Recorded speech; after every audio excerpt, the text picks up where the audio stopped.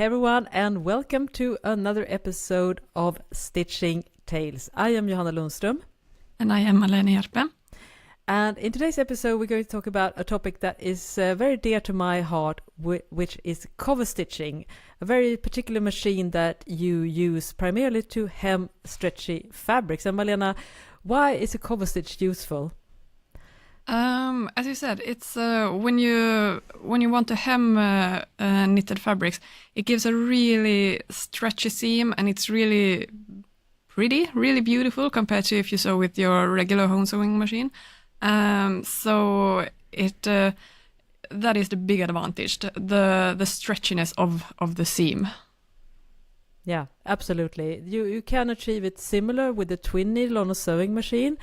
But the advantage of using a Coverstitch machine is primarily also that it has the differential feed lever, which means that you can regulate the speed of the feed dogs, meaning that can prevent the fabric from stretching out, which it can be a problem if you're hemming very soft and supple knits on your sewing machine, that the feeding and the pressure from the presser foot can stretch out the fabric when you're hemming, so you can get this wavy, like almost stretched out seam if you don't use the right methods, and if the fabric is very difficult. And the advantage of a Coverstitch machine, just like a serger, to me, is the fact that you can actually control the speed and keep the fabric in check. So even on very soft, stretchy fabrics, you can still have the fabric to lie flat due to the differential feed. So that's one of the perks of having a Coverstitch machine, in my opinion.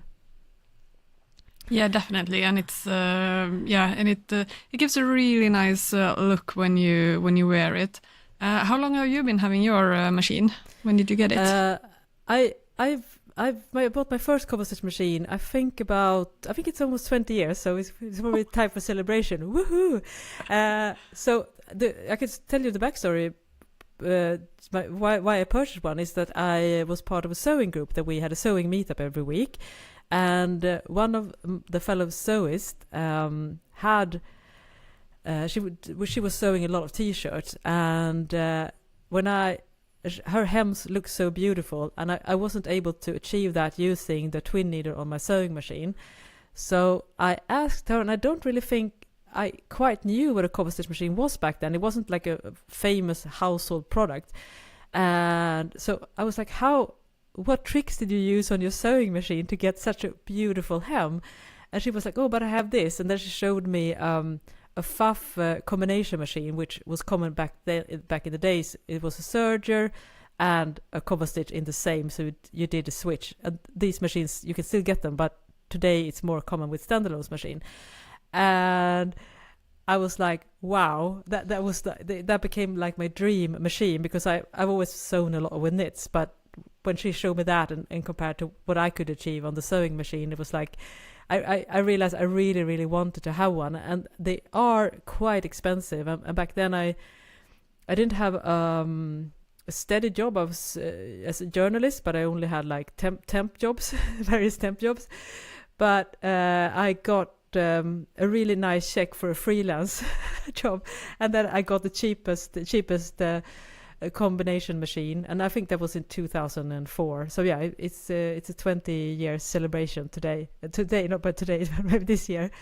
So wow, that's good. But you said your first, yeah. Yes, you have more. Yes. No, yes, of course. As we all know who love to sew, you can always have another machine. But yeah, I stuck it out with the combination machine. That was the budget version.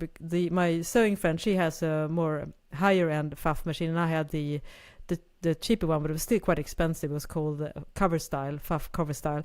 And to be honest, it wasn't that great to hem with. It was a really good serger, but as a Coverstitch machine, and it also was very time consuming to do all the switching between Coverstitching and sergers. So you have to reset a lot of things and do rethreading and everything. So I was a little bit sick of it, and so I think I bought my second Coverstitch machine in, let me see here, it must have been like 9 or 10 years ago. So then I got a Janome 2000, which is one of the more common Coverstitch machine back then, and also one of the few that were readily available here in Sweden. So I was also told back then that the Baby Lock do a better cover stitch machine, but it was out of my price range again.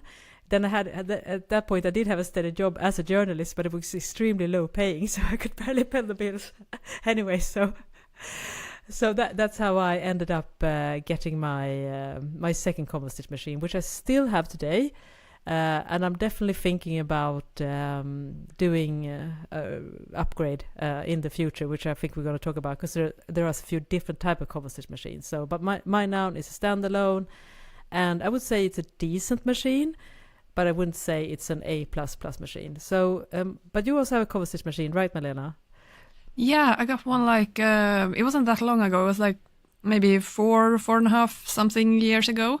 And I bought it. It's a Singer machine. And if you're watching the video, you can actually see it here in the background. And I haven't used it that much, to be honest. I basically only use it to hem knitted tops, and I also used it like once or twice to do, because you can have different amount of needles. So you can have, when you hem it, you usually have 2 needles, and then you can also have just 1 needle, which is very nice when you do a top stitch on a neckline. So I've used that a few times. I'm okay with the machine. Like, it's not. It's more of a budget buy. I'm a little bit disappointed in myself that I didn't actually buy a Bernina. I'm a hardcore Bernina fan, always. I love their overlock. So I'm a little bit like, I should have bought the Bernina coverlock instead, but it was a bit more expensive as well. And since I don't sew for a living or anything, like I don't use it that much. So I was like, I can't spend that much money on a machine that I'm not going to use so much. Like, the Singer is fine. It's good enough. The thing that I don't like about it is when you put your foot on the pedal and, well, you gas. It's like nothing happens, and then all of a sudden the machine is like running. So it's like you don't have that stable sewing speed, and especially when you sew hems, and especially with the necklines, with the shoulder, when you have those really thick layers or many layers of fabric with the shoulder seams and everything, then it's a little bit tricky to actually sew over those humps. So maybe you have some tips or tricks for me here. But otherwise, beside that, it's a perfectly, like, it's a fine machine. It's not top notch, but it's okay for the amount of like times that I use it. I have one of those. I've said this before. I have one of those that you can make a binding as well, but it's still in the box. Never used it. I don't think you're not alone in that. Also, some people, we should mention that, because the cover stitch do have a lot of different uses. It's just not hemming knits. I think, at least here in Sweden, I think one of the most common reasons why you buy a cover stitch machine is, as you say, to do binding on necklines or sleeve openings, or if you're sewing baby clothes for those, what do you call it, the buttons? Do you know what yeah, on the those? bodies, yeah. The body's right, yeah. The fastening or the edges, you use it for that as well. So it's very popular here in Sweden to sew clothes for small children, and so a lot of people end up buying a cover stitch for that reason. But yeah, with the attachment, one of the things is that it's a little bit time consuming to set up, and then every time you do it, you have to like adjust and make sure that it just hits the right spot in relation to the presser foot and the fabric, and you need to test the stitch settings. So if you just do it like once every quarter or even less, it's not that motivating to do all that setup just to put binding on one garment, and then. So I know some people they have the binder on, so they hardly ever use it for hemming, because they just use it for binding, and they just find the perfect setup and then they keep it that way because I can understand that. Yes, as we talked about previously, both I and Malena find it difficult even to re-thread a serger, so you can imagine the resistance to setting up the binder attachment if you don't have to. So, yeah, it's definitely tricky, and you touch on something that I think is that everyone, I think, sooner or later will encounter, even if they buy a premium model of a Coverstitch machine, is that it does have some issues. It's a bit more fickle, I would say, compared to a regular sewing machine and a serger, because especially it doesn't really like resistance. So as soon as if you're sewing over uneven layers or thick layers, those domestic Coverstitch machines do have a tendency of not really cooperating. So it usually have issues with the feeding. So you might end up getting skip stitches or very small stitches because it doesn't feed properly. So there are lots of different ways, and I think that's one of the more common issues. And I always say that first of all, you have to try to flatten out everything as much as you possibly can. So for instance, if you are sewing over you're top stitching a neckband, for instance, you're sewing over the neckline, one tip that we talk about, and you will also see in the garment industry, is that you don't place the seam of the neckband at the shoulder seam. Instead, you move the seam a little bit back towards the neck. That not just that it looks less visible that way, it also minimize there's less things to bump over when you're sewing, so there are less problems, because then you will have the seam allowance of the neckband will not touch the shoulder seam. So if you're stitching close on the fabric, there's no risk of that extra layer, because every time it's a little bit uneven or thicker, it's gonna most Coverstitch machine will object to that particular unfortunately. So that's one trick. And I also like to use the what we sometimes call a hump jumper or a height level tool. So for instance, if you're sewing over those bulky layers, just like you would on a regular sewing machine, you can insert a little bit piece of plastic that will level out the presser foot, and then it will keep straight, and that will help with the feeding, because usually when the presser foot has to go up and down, that's when it's going to struggle. It's like, you think of it, if you're going to bike uphill, and it's going to be harder. It's the same for a sewing machine, and just like a regular sewing machine, the Coverstitch does have a tendency to struggle over those areas. So I think you should try to minimize bulk as much as you can. That's why it's usually easier to hem fabrics than doing top stitching over many layers with a Coverstitch machine. That's one of the good things to know when you're doing it. Yeah, and I think that's a good thing to also have always, I think, in mind. When we make clothes, of course we always want to have things symmetrical because it just feels nice in our soul, but we really avoiding the thickness is actually more beneficial than to having the seam allowance always be pressed in the same directions or laying on top of each other. For example, I always recommend when you hem a t-shirt that you cut just a few millimeters, just a little bit in the seam allowance, and then you press the hem that you actually will be folding up. That seam allowance you press in the other direction, so the seam allowance will not be on top of each other. They will actually lay next to each other's, because then in it opposite won't direction. Yeah, so exactly. It can flatten out. Yeah. Yeah. So that is actually quite a good thing to have in mind, that it's actually almost better to have them in the opposite directions in several different places, to be honest, because then you avoid those humps when you sew, and it could also be a little bit uncomfortable when you wear that all of a sudden it's one spot it has a lot of thick layers.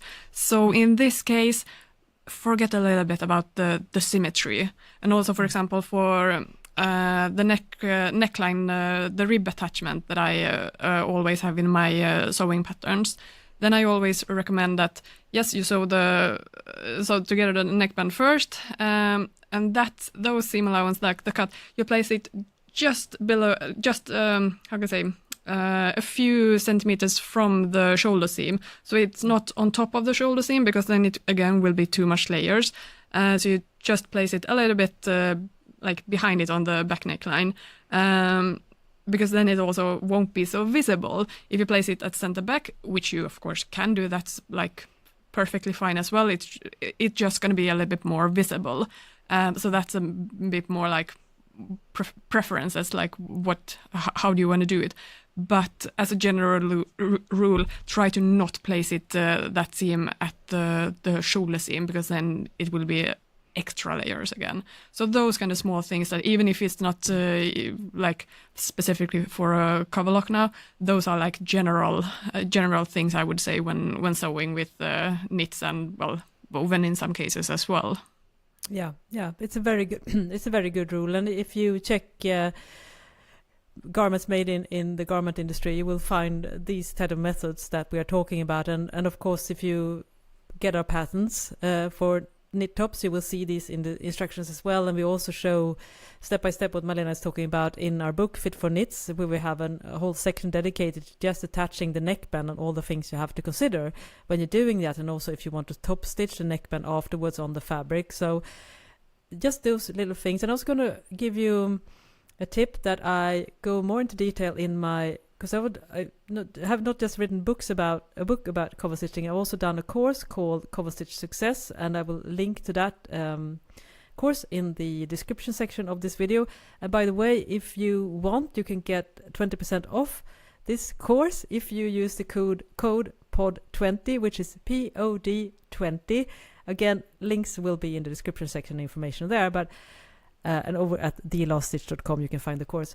And I also show a thing there which can be helpful when you're sewing over bumper lace, and that is to either increase the differential feed a little bit when you hit those side seams, for instance, which you're talking about, Malena, where you folded up seam allowance, because that will speed up the feed dogging and will also create slightly longer stitch length. And the same is another option you can try is just to increase the stitch length, because you're just like when you're sewing over thicker fabrics, you're always instructed to increase the stitch length because, you know, the fabric eats up more thread. So what I do nowadays, which I go more into detail in this course, is that I, just before I hit those bumpy seam areas, I just crank up the stitch length a little bit, or the differential feed, and that it in itself has made a huge difference for me, because it just gives a and then, you know, as soon as you hit that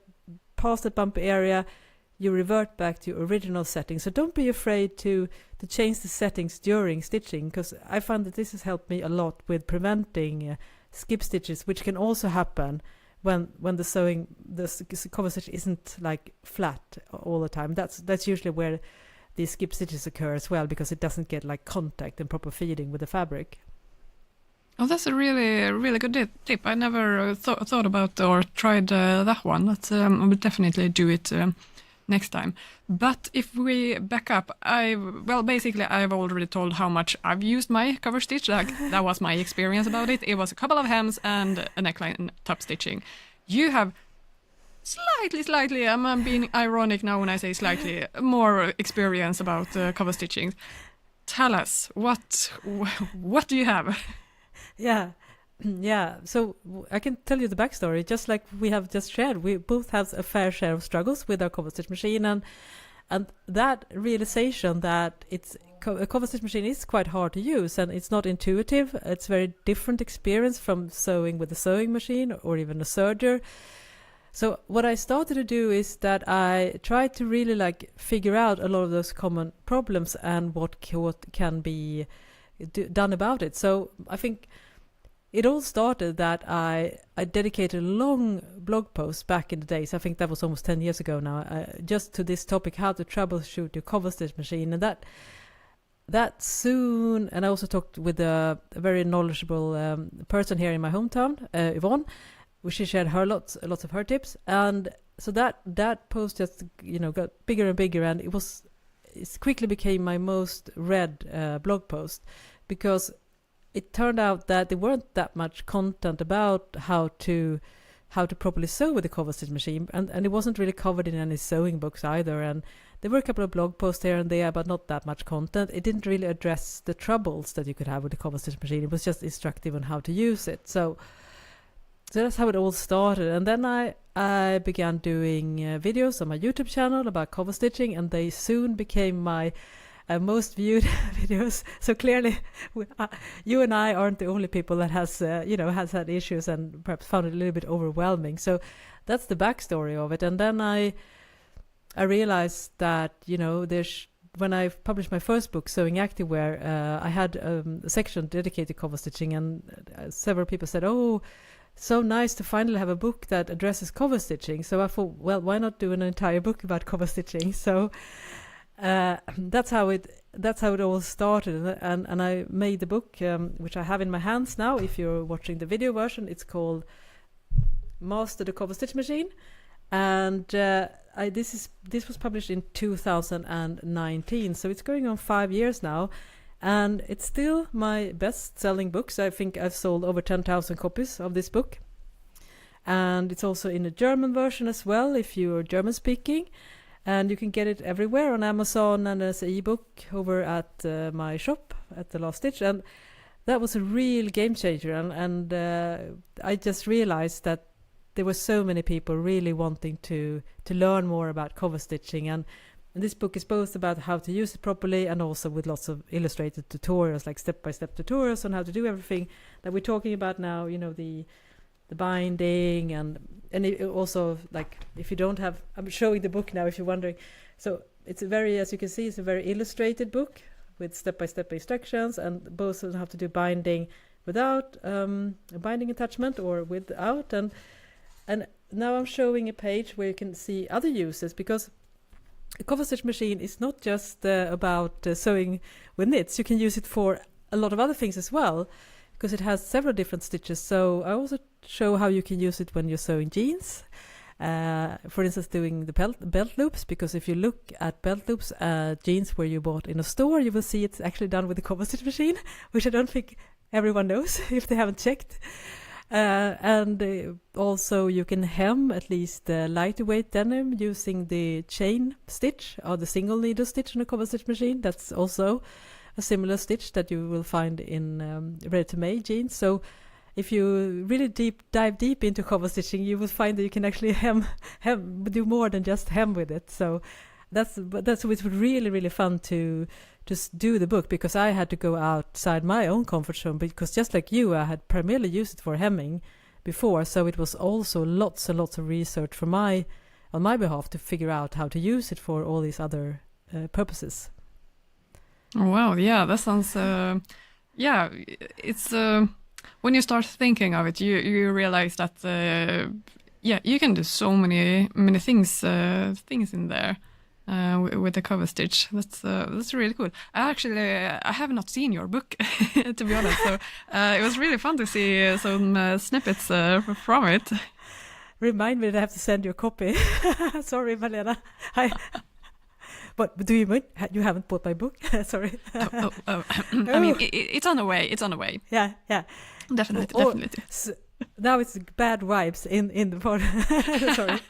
No, I feel bad because I should have sent you a copy. I didn't think about that because I have a stash here in my office. So no worries, I'm going to get the book for you. So that's something it was a really eye-opening way for me, and it also made me approach cover stitching in a different way, because I had also felt some resistance due to all the issues that one can encounter. So even I was using, I was always like deep sigh before, so what's gonna go wrong this time? But when I did the book and beforehand that with the videos and the blog post as well, I kind of did it like more experimental, like investigative, like discovery approach to cover stitching, and that has really helped me to enjoy using the machine much more, because I can now see that it's a lot of it is just understanding and do tiny tweaks.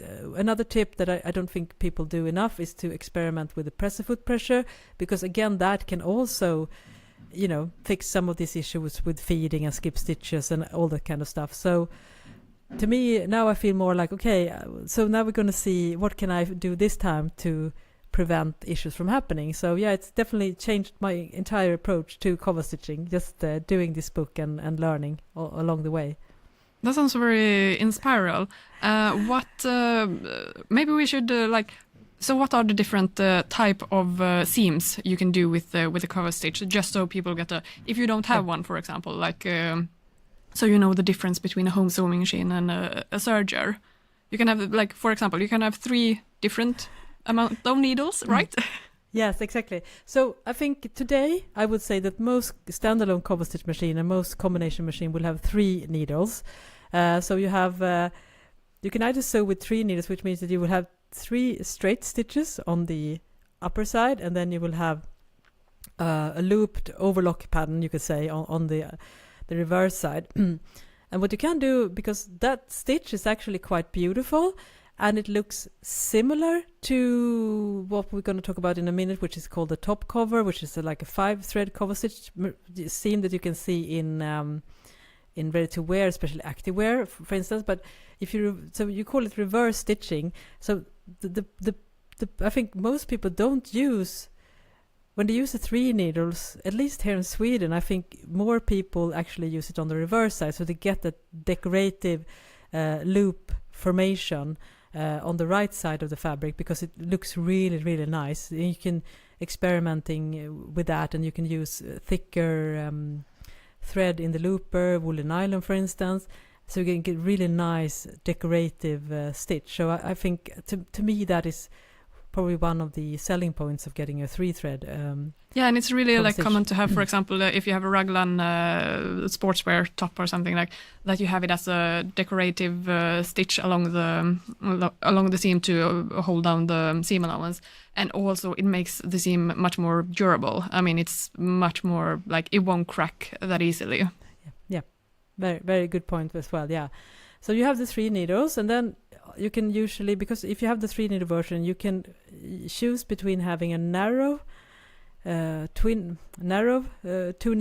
setup, or you can have a wide 2-needle setup. So the wider, I think, is about 1 centimeter, which is about 3/8 of an inch, I think, or maybe less, maybe 6 or 7, but it's quite wide. And then you have the narrow, which I think is just about 4 millimeters, something like that. So you can use it depending on what type of purpose you are using. For instance, if you're doing sewing belt loops, for instance, I would definitely recommend using the wider one. But on some knit garments, and if you're sewing baby clothes, for instance, I think the narrow one is more nice. Which one do you use primarily when you are hemming, Malena? Do you use the narrow one or the wider one? I always use the wider one. Personal taste, I would say, but also the wider one is a little bit more stretchy, so that's why I always use the wider one. I think it looks nicer, but that's just, again, personal opinion. But for the smaller one, yeah, definitely for baby's clothes or something, the wider one might look a little bit clumsy, maybe. So then the smaller one would be more suitable. Yeah. And also the good thing is that because you have 3 needles, you can either sew with the outer needle on the left side or on the right side. So depending on the project or what you find is easier, you can also switch around. Sometimes if you're having issues, you might move the outer needle to the inner needle, and you will have less issues as well if you're using the narrow one. So yeah, those all 3 are very good. And the other option is the chain stitch, which I briefly mentioned when I talk about hemming jeans. And so the chain stitch is basically a straight stitch on the right side. You use 1 needle, and on the reverse side you get this beautiful chain stitching, which you can, for instance, see if you look inside a pair of jeans. If you buy them in stores, you will see the chain on the reverse side, and that also has a little bit of stretch. So if you're sewing, for instance, stretch jeans, I think it's a very good idea, if the fabric isn't too heavy, to actually use the chain stitch, because then you will get a natural stretch, and you will also get a really nice stretch seam. The only thing to know about this, it needs to be secured really properly, which I also show several methods in the book, but otherwise it can unravel. And I know some people use it for basting, because chain is so easy to remove. So if you just pull from the start, the end point, of the stitch, it just unravels. So there's a pros and cons. The same with the cover stitch, because if you just pull the looper thread from the reverse side where you finish, if you haven't secured it, it's going to unravel. So you have to always secure a cover stitch seam, which again I show many methods both in the book and in my videos on YouTube, and also of course in my cover stitch course how to secure it. But that's so you have lots of different options, honestly, and we haven't even talked about the attachment then. But yeah, and you could also use the one needle for the top stitching the neckband, for instance, because you get that nice stretch, and it's a little bit more discreet than using 2 needles. So and so you can even sew binding with one needle. So there's lots of different options. I think that if you approach it like that and just don't use it for hemming, I think you will find it more interesting from an investment point of view, because I think, I'm sure a lot of you listening now who don't have a cover stitch machine, you will think, why should I? It's so much money to invest in a machine that only do one thing, basically hemming. But if you think outside that opportunity, and are prepared to, like, of course, then have to rethread and reconfigure it, but which we all struggle with, as we know. But then you will have so many more options, which I think could perhaps be, a good reason to actually invest in a cover stitch machine if you see other uses that we are talking about in this episode. Yeah, and it's I'm always gonna say, get a serger or overlocker first, because that's you're gonna have much more daily use of that machine. But then as a regular home sewing machine, then a serger, and then a cover stitch machine. So it's not like, again, like I've been sewing my whole life, and I just got a cover lock for 4 years ago. So I managed without it, but yeah, it's definitely my hems are on the next level now. I'm really happy that I bought it. And just to explain the difference when you have a twin needle, then you sew on a regular sewing machine, and the right side is two rows of seams, and the back side is a zigzag. And I usually find this, just a tip if you are using a twin needle, have how do you say it? The tension of the thread, especially in the bobbin, like the lower thread, have it more loose than you normally do, because otherwise it's just the zigzag is gonna be too tight, it's gonna be pulling, and then the fabric is not gonna lay flat on the right side. It's gonna be like a little bump. It's gonna look like a bump in between those seams. I think I lost you there. So it's a little bit. It's a little bit tricky to use the twin needle. It's a little bit tricky, so that's why it's you get such a much better result with a cover lock. I say cover lock, cover stitch. Is it which one is I think the right one now? You listeners from various English-speaking countries can of course fill us in on this, but from my understanding, cover stitch is what is said in the US, which is also what I use in my book. Cover lock is more common in the UK and in Australia, and the Swedish version, if we say texsum, but it means cover seam if you would translate it straight. So cover seam machine would be the so okay, so that's why I'm mixing it up all of the time. It's like in the UK they say overlock, and we say overlock in Sweden as well. And in the US they say serger, so that's why we keep mixing it up, and we do that in our book as well, Fit for Knits, because serger has become such a ubiquitous word. So that's what most people think about, even though we actually use UK English, because that's what we were taught in school here in Nordic countries. We do mix it up a little bit, because otherwise if we would do the correct UK English, we would say cover lock and overlock.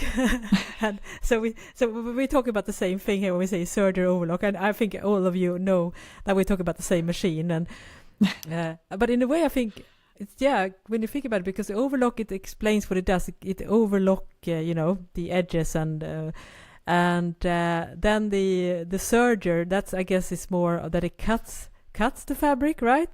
It serge along the edges. We're maybe out on very thin ice here. We're trying to figure out why they use two different words for the same machine, even though it's the same language. But so yeah, there's probably a backstory there.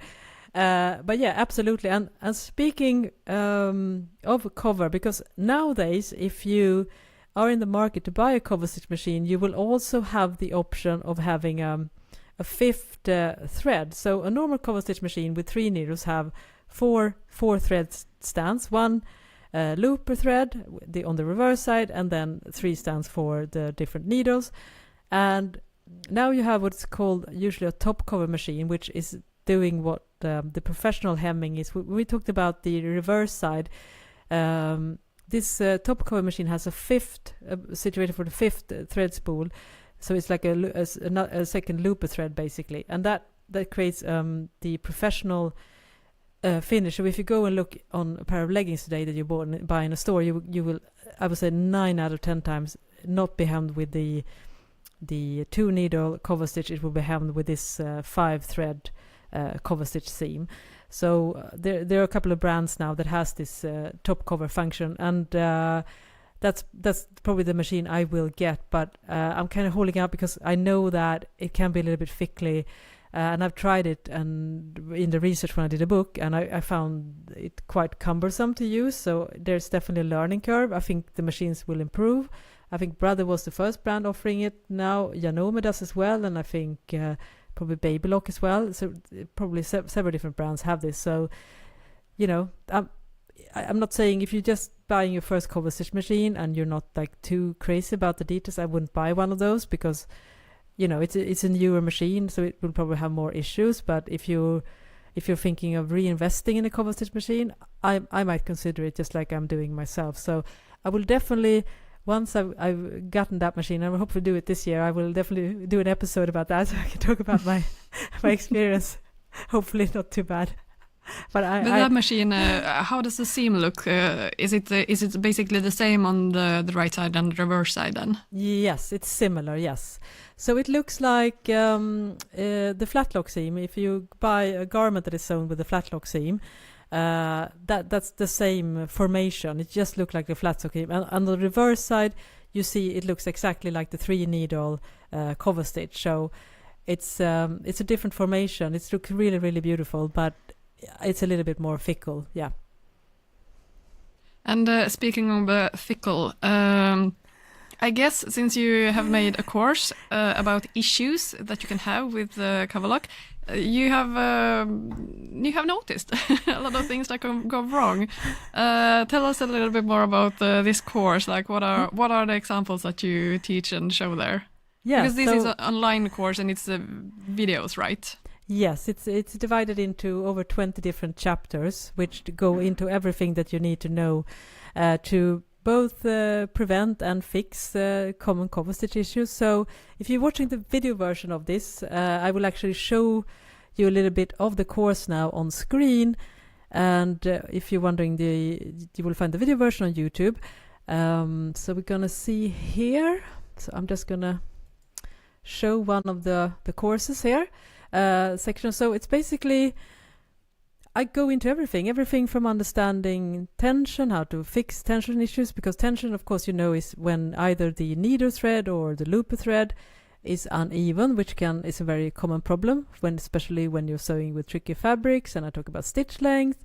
So there's basically just short videos on every chapter. For instance, here where I'm showing now on screen, I talk about how to. Another common issue is that you get drag lines and twisted fabric when you're hemming, especially curves. So I show how to prevent those. And we talked about tunneling, that if you're sewing with a twin needle on a sewing machine, you get tunneling, and I show how to prevent that. And skip stitches, of course, that's a long chapter where I have 4 sections, like what causes skip stitches, preventing skip stitches, and I also have, this is my favorite, where I show how to repair skip stitches, because sometimes if you get 1 skip stitches and you hem the entire garment, you don't want to don't want to re-sew everything, right? So you can actually, with a bit of just needle and thread, you can actually repair it so you won't see it. So that's all, some of the things that I figure out along the way. So I show basically step by step how to mend both skip stitches on 2 needle and 3 needle to make it look pretty much invisible. Just yeah, so when you get when you are put in difficult situations, you get creative. Yeah. So yeah, it's basically just very straight to the point. I will try to. I shouldn't use the video here, but I'm gonna show you. Can see if you're watching the press the full pressure video version. So realize that the reason why the feeding isn't working is because it's curling, and that is the reason. And I also talk, of course, about the settings and everything like that. So let me see here. So how you adjust the differential feed and everything like that. So it's basically very detailed step by step. So you don't have to watch through the entire thing. You can just skip to that particular chapter, for instance, if you have problems with seams that are unraveling, how to use the binder attachment. Also, of course, if the seam isn't stretched enough, what to do if the fabric is stretched out. So yeah, I have you covered if you pick this, if you get this course, and if you also use the code as I mentioned here. The code is pod 20 that you can just fill in when you're getting the course, and you will get automatically 20% off. So, and that's actually, as I said, I've sold around 10,000 copies of my book Coverstitch Machine, and also the course is also one of my biggest successes, because I've had I think almost 400 people enrolling in that course, which again goes to show that this is something that we are not the only ones struggling with. And so I'm very, very glad that I made this course and just show all the different ways of doing it. So every step is just a short introduction of me, and then it's just straight to the point, settings with everything like that. So I've gotten a really great response for my students that find the course very, very helpful. And if you don't want to get the course, you can also go over to my my YouTube channel, The Lost Stitch TV, because then I have a playlist, and I'm also going to show, as I mentioned previously here, that I have done a lot of videos on cover stitching, and that's not an exaggeration. So in this playlist, cover stitching, you see I have so much topics, everything from how to hem, how to use the binder attachment, how to fix skip stitches, which tools to use, and all this kind of stuff, and guide to buying different cover stitch machines. So you can start there, of course. If you just want to see if some of the things that you are struggling with, I probably have done a video about it already. And this course, is it like online based, so you don't download anything, but you have like access to it online all the time then? Yes, so it's one-time purchase. You buy it, and then you have lifetime access to it. So it's not like a streaming service or anything like that. I won't charge you monthly. It's a one-time fee, and you can watch it over and over again as many times as you like. And I think most people just skip to the particular chapter where they have some issues. So yeah. So that's something I'm very, very proud of. It was my first video course, and I felt, and also I should mention I have so much things about cover stitching. I have like an entire world. If you step into my world of cover stitching, you might never get out of it. But I also have a free downloadable guide that you can get, where I also show some tips on troubleshooting cover stitch, and that link will be in the show notes of this video as well. If you can start there as well, just to learn some tips that will probably help you a lot in the future, because I think everyone has had struggles, and I think it's a really useful guide. Sounds like you have had a lot of experience with it. yeah But it's also so fun to because apparently like there has been a gap in the market. Yeah. Like there have been the machines, but not really like how to use them, and maybe how to use them, but all the problems that can appear and how to actually fix them. So it's really like, as a business owner, you always want to find that niche, like, this is where a gap in the market is. This is where I can do some good, basically. Yeah, absolutely. I mean, everything is collected basically from my own and other people's experience, and that's also an approach I try to do with lots of things, and that we have also done in our books, addressing very specific problems in our book Fit for Knits, which we're talking about right now, addressing, okay, what are some common issues that you might encounter, and then try to really make it as easy to understand as possible for everyone. I think that's a fun thing about producing content about sewing, because you always find these like underserved areas, because there are always things that people haven't really thought about collecting in a easy to understand manner. So yeah, that's cover stitching is definitely one of those topics, I feel. Yeah, and now a question. Speaking about the machines, you said that the first one was a combination of overlock and coverlock. Do you recommend those like combination machines, or like are they? Because I always think that when it's a combination of two, neither of them are perfect. Then, would you say that is true, or? Yeah, I would say that it's true. I think the only exception is the baby lock machines. They are extremely expensive, though. They cost like a decent used car, but the people that are using that kind of combination machines that the baby lock have, they seem to be happy users, and they're also easy to switch. But honestly, I have not met one person, even though they have gotten like good brands combination, even Bernina and which are known to make quality machines. They have had reoccurring issues with these combination machines. So if you don't have the budget of really, getting the top of the line combination machine, I would definitely advise against it, because it's actually cheaper to get. I mean, a serger, for instance, isn't that expensive, and it can do a good job in different price ranges. So I would definitely not buy a combination machine. Just the fact that you have to rethread it, reset it up. I mean, I think but that's usually like the common thing when you combine two things. It's like, well, then neither of them are gonna be like really, really good.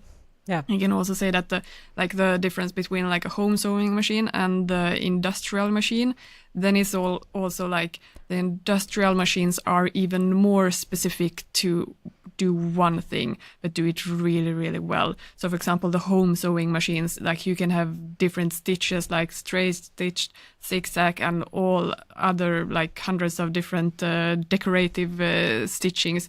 You don't have that kind of machine in the industry. Then you have like one machine that does only straight stitches, but it goes much faster, or you can even control the speed, and it does that really, really well instead. So that's like you become even more specific in the industry, because then you have one task, one machine, basically. And when it comes to the really big like production sewing lines, then you have like the different machines, different settings, and you don't change the settings when it's done. You just produce them. So that's why you have like so many different machines than in the like industry in the sewing line. So as home sewing people that have that one machine, like we need to adjust and find the different tensions and the different settings for each specific project. Yeah. That looks completely different in the industry. Yeah, you bring up such a good point, and I think that's probably why we sometimes get a little bit frustrated with our sewing machines, is that we want them to excel in every area, and we have to have like reasonable expectations, and we also don't have a service person at hand that can fix the machines, because also in the industry, they have like trained technicians that just set everything up when you're starting a new project, and make sure everything is right, and then you don't touch anything. And unfortunately, we have to be that person too. So that's very, very important. And also, it's sometimes I do like note down certain settings. For instance, if I'm sewing binding on a Coverstitch machine, I always write down my favorite settings, and that really helps as well, because it's just a balance, the pressure foot pressure, the differential feed, the stitch length.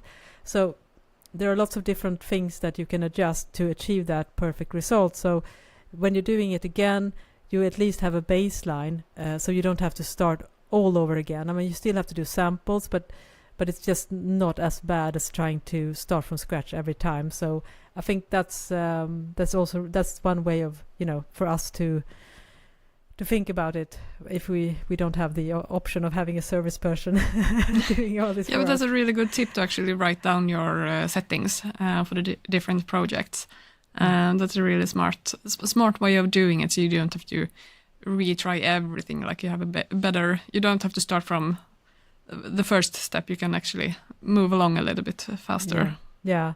And absolutely, and actually, when in research, when I did the book, which you can also find a section about in the book, I visit like a student garment factory setup, which at the school where you studied as well for a while in Borås, the Textile University, and those very kind ladies that were retired garment sewing workers, they showed me everything.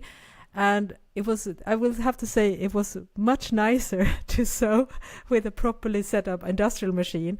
And one thing I loved about the hemming machine was that it, with just a click on the pedal, it also secured the stitch. So you didn't have to do the pull or secure the thread or anything, just that. You just pressed a second time on the pedal and it pulled the thread on the reverse side. And then you're just like, wow. So that was one of those. And of course, they had one machine just for binding. But they did say that every time they change material or change thread, they have to reconfigure it again. So when I was sewing it the first time, they hadn't properly configured for that fabric type. So again, I also ended up with skip stitches because it wasn't properly. So it's not like everything works straight out of the box in a garment factory as well. It just, as Malena says, it needs to be configured properly, and we have to have a similar approach, I think, as home sewists. Yeah, definitely, and especially when we sew with knitted fabrics, because they can be so different from each other compared to wovens, since they don't have that stretch function. And the knitted fabric, they can be so thick or thin or soft, hard, like they can be so different. So that's why we also then need to have, of course, different settings when we use the machines. So always, when you cut out your product, always save a little bit like scrap fabric that you have next to your machine. And for every different type of seam that you sew, try out one little test first on the scrap fabric, just to see like everything is proper and it looks nice. That I really recommend. Yeah, we should probably end every single episode that we're doing about sewing. Always do a sample. That should be like our. I think we mention this every time, and I've just recorded several YouTube videos where I talk about sewing knits, especially with the regular sewing machine. And I started when I rewatched it because I think I was saying always do a sample at least 2 or 3 times in every video. I was like, I maybe should cut it up. But yeah, it's so true, Malena. That's something we should print T-shirts. That should be our merch for Stitching Tales. Always do a sample. Yeah, and the thing is, like, I can cut corners here and there. Like I don't want to like. Reveal where I'm cutting corners now, but I do, but not when it comes to testing the machine settings, because the few times that I haven't done it, then the fabric gets stuck in a machine. It like inevitable. When you don't try it out first, then bad things will happen. So that is something that I always do it. Yeah. And so that's such a good point. And listen to Malena, because she knows what she's talking about. So it's a very good reminder to all of us. So on that note, we should perhaps end this episode, of course, as if you want to learn more about cover stitching, the links will be in the show notes of this video. And don't forget to get your 20% off on Coverstitch Success at thelaststitch.com. You will find a link to the course there. POD20 is the code. And of course, my book, Master the Cover Stitch Machine. And on YouTube, you can just search cover stitching on my channel and on the blog as well. There's so much cover stitching. You cover a lot. I do. Pun intended. Anyways, thank you so much for listening to us. I am Johanna Lundström. And I am Malena Hjerpe. Bye-bye. Bye-bye.